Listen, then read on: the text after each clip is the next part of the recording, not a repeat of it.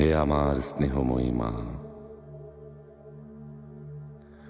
কষ্ট নিয়ে পৃথিবী থেকে বিদায় নিয়েছেন, কিন্তু আমার হৃদয়ে আপনি অমর হয়ে থাকবেন। আপনি আমার আলোকবর্তিকা হয়ে থাকবেন। আপনার আদেশ আর পরামর্শ আমাকে অন্ধকারেও পথ দেখাবে। হে আমার আকাশের মতো উদার মা,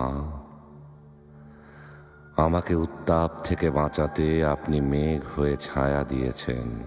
আপনার স্নেহের ছায়াতলে আমি নিরাপদে বেড়ে উঠেছি।